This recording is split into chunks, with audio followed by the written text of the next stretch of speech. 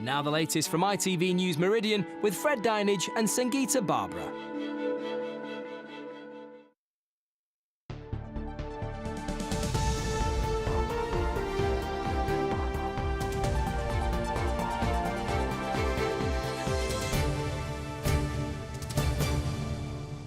Good evening to you. Welcome to ITV News Meridian. Tonight's headlines. The excruciating pain of kidney stones. A leading Hampshire surgeon tells us about a huge rise in cases and how you can avoid them. Water, water everywhere. One farmer tells us why so much of this could and should have been avoided. Also tonight, do you never forget a face? Could you be a super recogniser? The incredibly rare skill that's in demand. And why they've made it harder to be you. It's a 50 million rollover, so what are the chances of winning?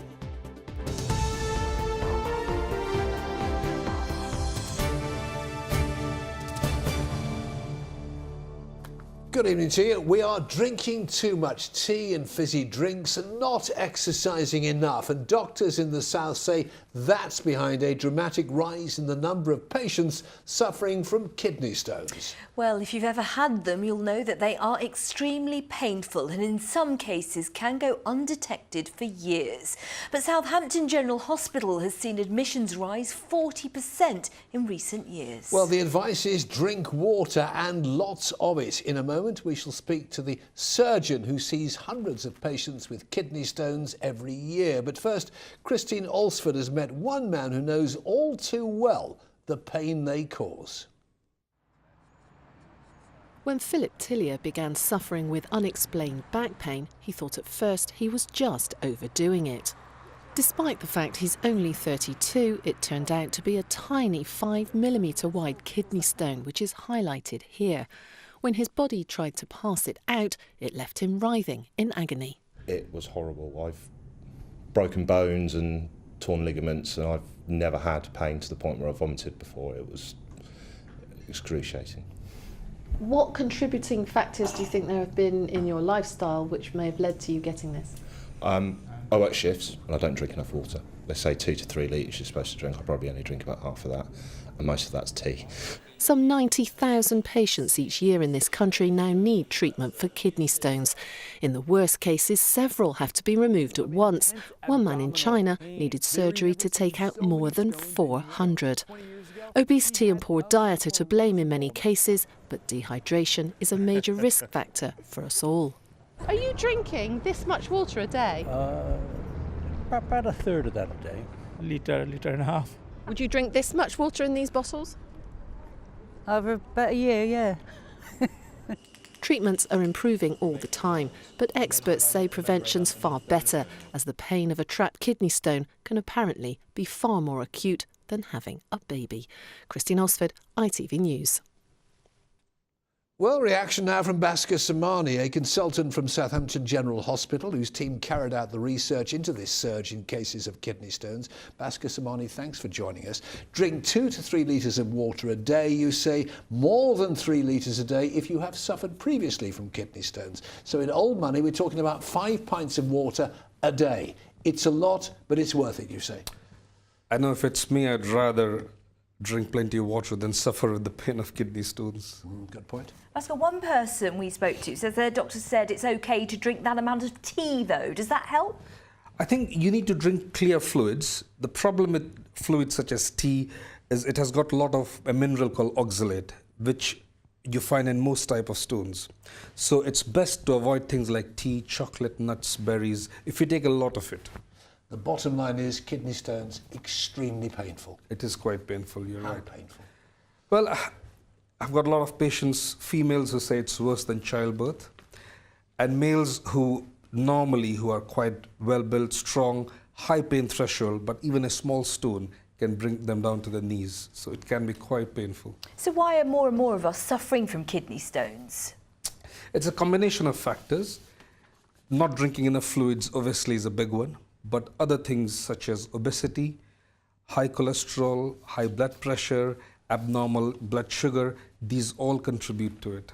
So a sensible diet Lots of liquid, lots of water is the answer. I think that's absolutely right. Good advice. Bhaskar Samani, thanks so much for joining us. Flush that system out. Well, for more advice, do go to our website. The address is itv.com/Meridian.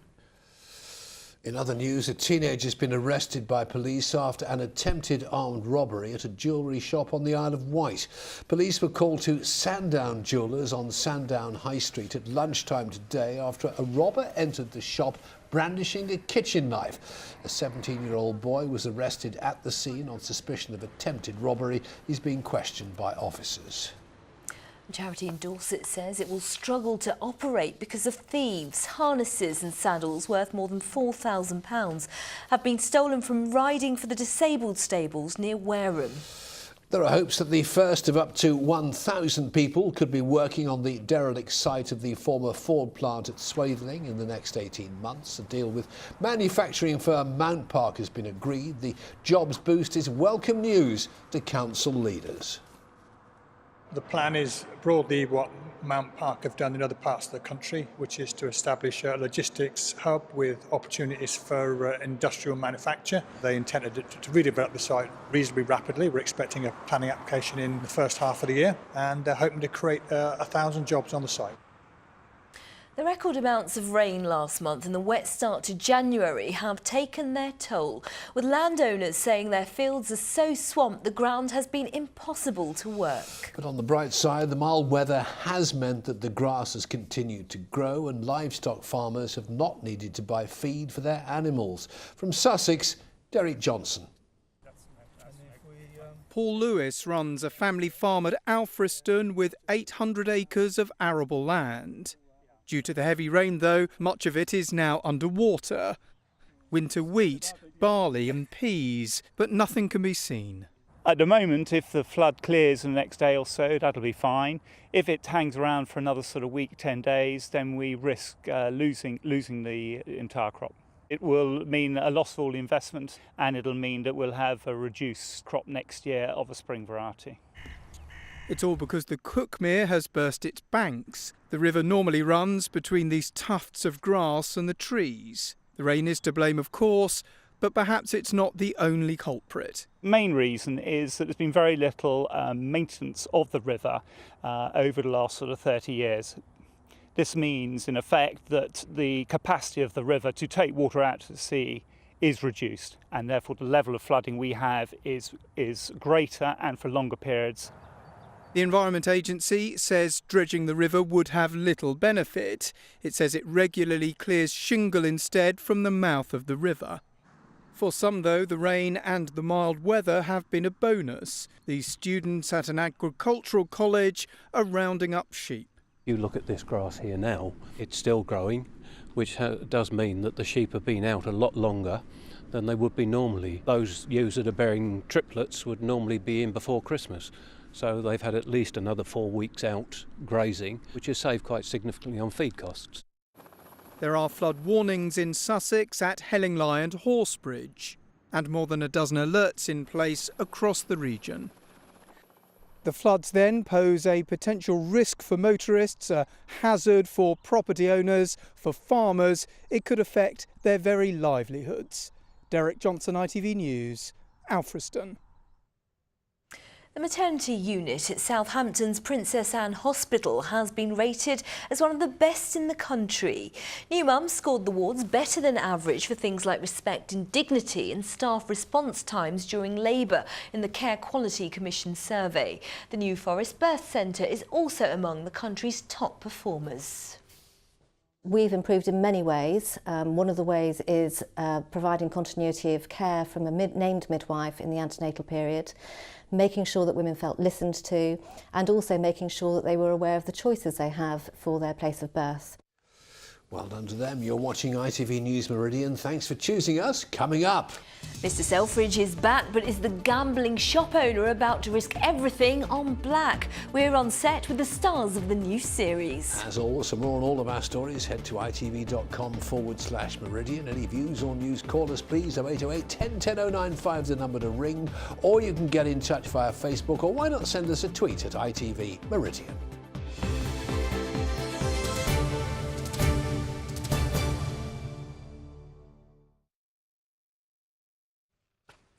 MPs from our region are back at Westminster and they were queuing early to get a good seat for the first Prime Minister's questions of 2016. Well, for both main party leaders, this will be a crucial year. Jeremy Corbyn needs to persuade most of his own MPs that he is the right man to lead Labour. And David Cameron could be putting his own leadership on the line with the EU referendum. From Westminster, our political correspondent Phil Hornby reports. There is a tide in the affairs of men, wrote the bard, which, taken at the flood, leads on to fortune. Which man will be led on to fortune in 2016? Funnily enough, floods and Shakespeare dominated this session, as did the Labour reshuffle, which officially ended at midnight. But junior shadow ministers were resigning all morning. Since I walked into the chamber this morning, his shadow foreign minister resigned, his shadow defence minister resigned. Not surprisingly, Mr Corbyn was keen to change the subject. Let's talk about the weather. Many more homes have been flooded and too many lessons have been ignored. The idea that this individual would be faster in responding to floods when it takes him 3 days to carry out a reshuffle is frankly laughable. But the flood questions wouldn't go away.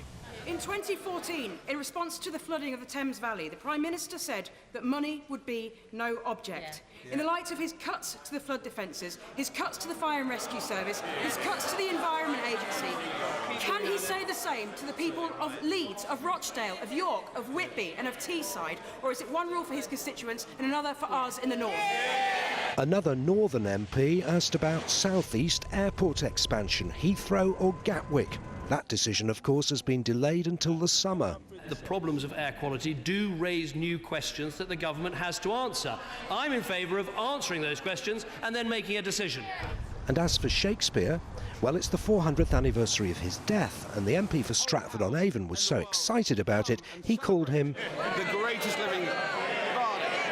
Yes, that's right, the greatest living bard, which of course brought us back to Labour's reshuffle. It's turned into something of a comedy of errors, perhaps much ado about nothing. There's a long, long political year ahead for both these men before one of them can say, all's well that ends well. Phil Hornby, ITV News, Westminster. More of today's news now, and the family of a man found dead in a flat in Southsea in Hampshire on New Year's Day say he had a good heart and always tried hard to please people. Christopher Butler, who was 27, was discovered in the property on Waverley Road. Detectives have until 1 a.m. to continue questioning a 32-year-old man arrested on suspicion of murder. 25-year-old man's gone missing from his home in Poole in Dorset.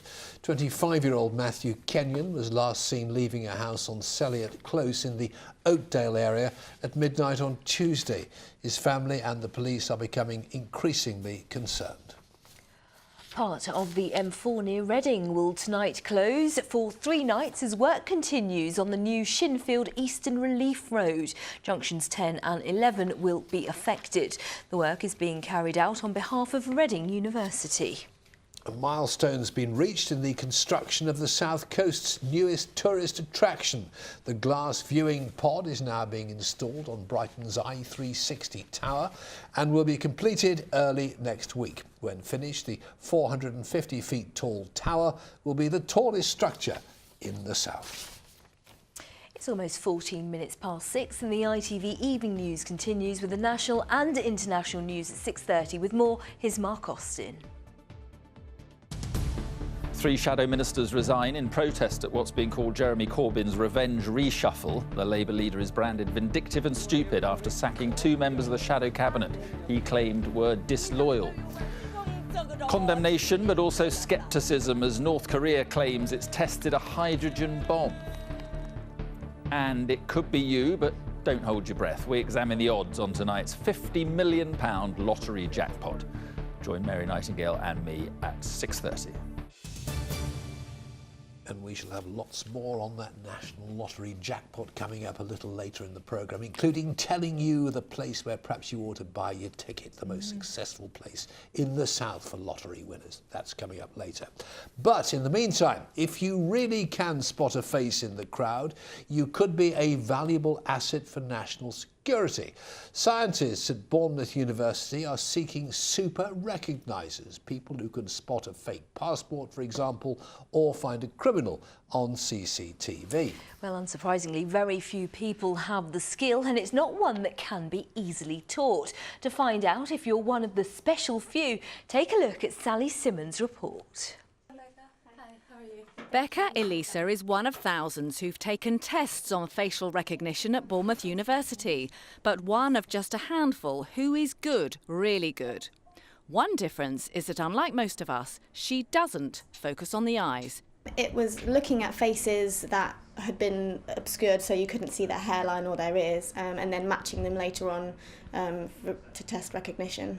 Did you have a feeling that you were good at it even before you came in? Yeah, I did have a suspicion, really just because I often find that I recognise people that I haven't seen in a long time, and that they don't always recognise me, but I do always remember her face. So Anna, this is one of the tests to try and find a super recogniser. Yeah.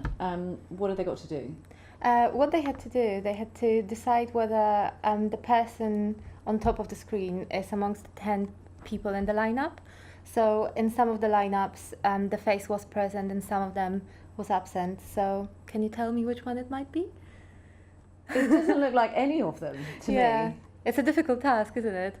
It was number 5, and the super recognisers were right 93% of the time. So using the eye tracking technology, what we've actually found is all the super recognisers we've tested seem to look more at the nose than any other region of the face. When we test typical perceivers, they seem to look more at the eyes. Scientists here say super recognisers are incredibly rare. If you think you've got the skills, a future with the Secret Service, you can take the test and find out. The details are on our website, itv.com/Meridian. The UK's terrorist threat level has been deemed severe since last August, meaning an attack is highly likely. Events in Paris have shaken our spirit and shown how critical CCTV is to investigators. I think the most important application of this is in security and in policing scenarios. So particularly when, say, police are looking for terrorists or wanted suspects through CCTV, but also at border control. As we've seen in recent events, it's actually very important to ensure that somebody coming through matches their identity documents or their passports. And this is where super recognisers could be particularly useful. Evidence here suggests people are much better than computers at facial recognition, and that it's a skill you're born with, almost impossible to teach. It could be you. Sally Simmons, ITV News, Bournemouth. It's fascinating, isn't it, what they do? Now, here's a question. How often do you wear the same outfit? Once a month or once a week, maybe? I try to rotate mine. And you do very Well, successfully. thank you very much. But if it's a regular thing, spare a thought for Caroline Jones, who set herself the challenge of wearing different outfits every day for a year, and every single one from charity shops. Well, she did it to raise money for Cancer Research UK after her mother died from the disease. And she's reached her fundraising target early, as Olivia Kinsley has been finding out. Caroline Jones likes to change her look, but every outfit she wears has one thing in common. It comes from a charity shop. Caroline set herself a challenge to raise £36,500 for Cancer Research UK by wearing charity shop clothes for a year. She's beaten that target, raising nearly £40,000. I choose a different outfit every single day. I sometimes rotate pieces, but every single day it's a different look, and I post my picture on social media. I take real time with the picture as well, choose the backdrops, write some copy, post it, and that brings in donations. Caroline began the campaign after her mum Mary died of breast cancer. Mary volunteered at one of the charity shops for more than 13 years. She passed her love of fashion to her daughter, who now also volunteers. That's when she's not busy scouting for treasures. What are you looking for when you try to put together an outfit? Okay, so I ignore size cubes. So we've got all the cubes up here, but for me personally, I look at something from terms of colour and texture. Caroline's run a determined campaign, willed on by the memory of her mum. I really miss my mum. this is what this campaign's all about, and I remind myself when I'm putting my makeup on in the morning and really not feeling like doing it, that that's why I'm doing it. What do you think she would think of all this? Oh, she would be so proud of me. She'd be absolutely delighted. Of course, the charity's delighted too. Is it unusual for an individual to raise that much? Yeah, I mean it's definitely a big one for us. We have people raising money from any amount, but this is a real standout for us, and it's sort of a real attention grabber. 40,000 is huge, yeah.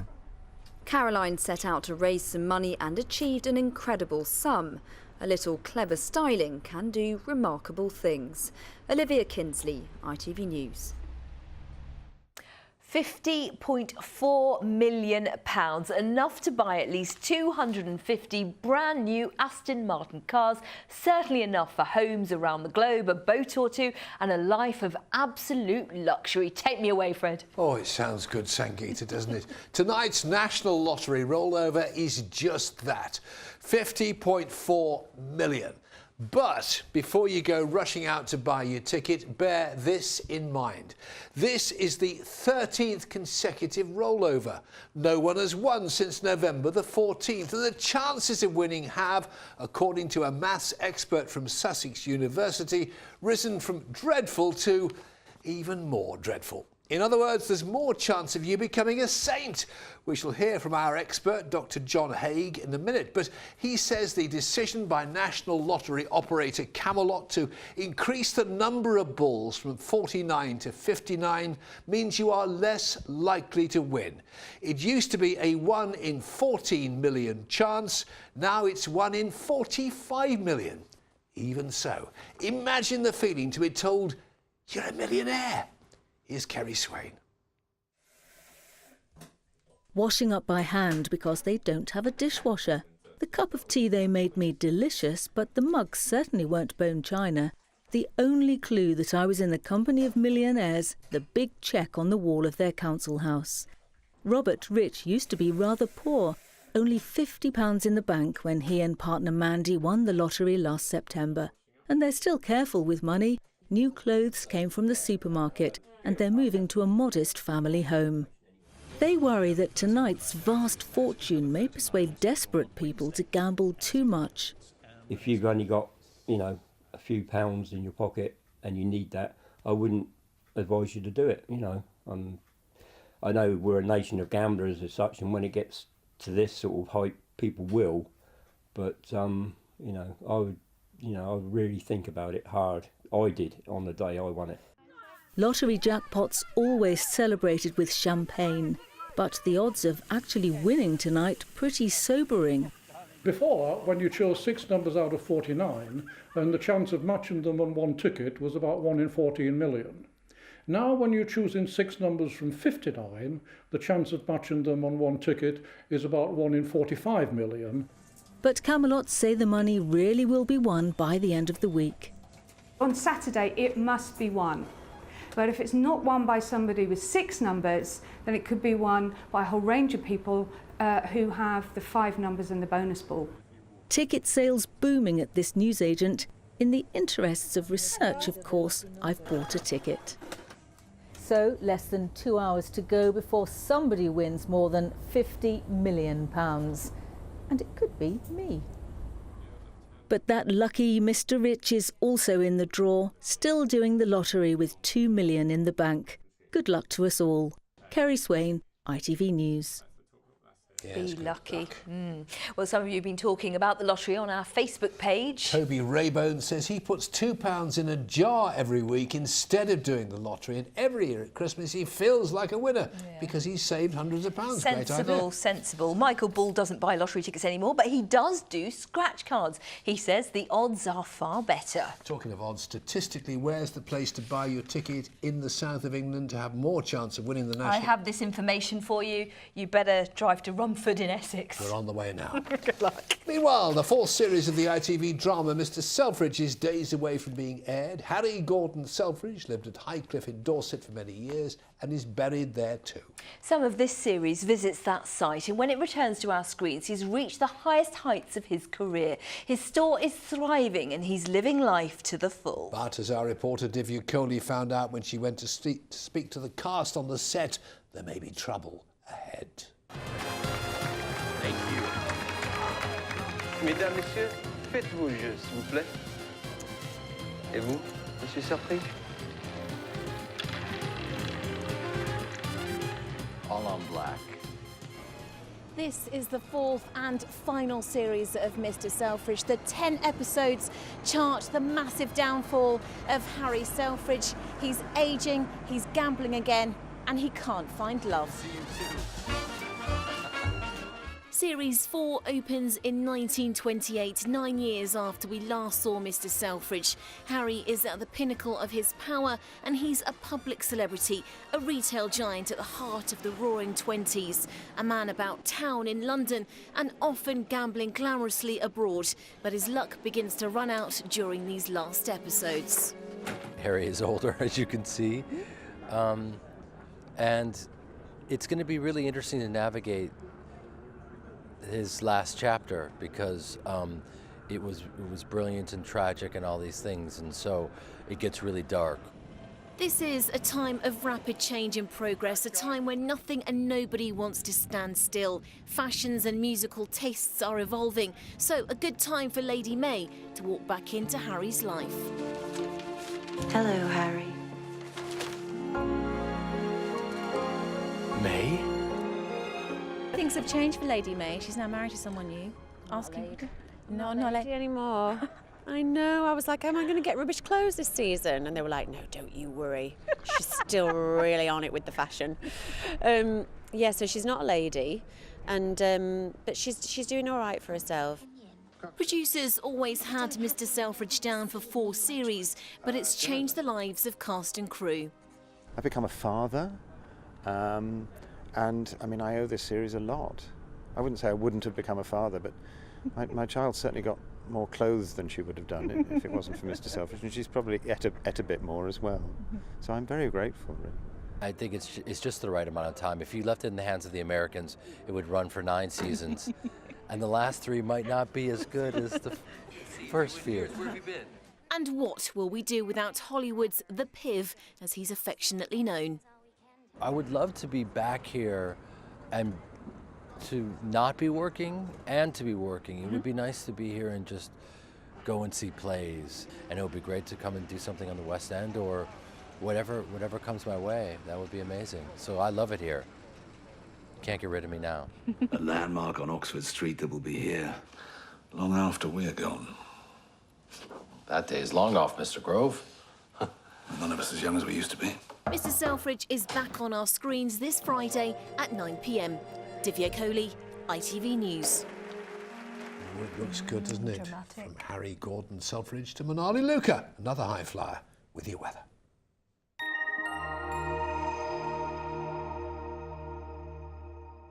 That's us driving on, us driving off in France, and us outside a chateau. Driving to Europe. Eurotunnel Shuttle sponsors ITV Meridian weather.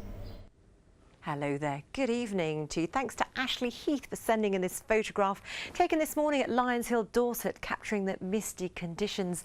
Now, weather-wise, over the next couple of days, we're expecting to see a spell of some wet and windy weather tonight. The good news, the rain clears through tomorrow, but it will be turning colder. So let's pick up on that rain. Initially dry through the course of this evening. The winds, however, will strengthen, and that's ahead of this band of rain, which will push eastwards through the course of the night. Some heavy, persistent rain for a time. We could see some localised flooding in places, surface spray on the road, so tricky conditions if you are going to be out and about. You can see the rain clears through by tomorrow morning, but we will be left with a handful of showers. So for tomorrow morning, there will be some scattered showers around, probably worth keeping your umbrella to hand. Some of the showers could well be on the heavy side, but an improving picture into the afternoon. Fewer showers around overall. For most, it will be dry. Some beautiful sunshine to enjoy. Still quite a breeze outside, and temperatures will be a couple of degrees down on today. Feeling much colder. Bye-bye for now. Eurotunnel Le Shuttle sponsors ITV Meridian Weather.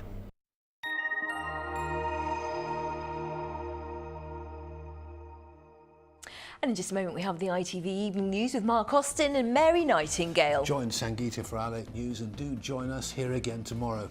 Unless, of course... It is Fred. You never know. I doubt it. Thanks very much for watching. We will be here tomorrow regardless. Yeah, even if we win. Good Take night. care, bye.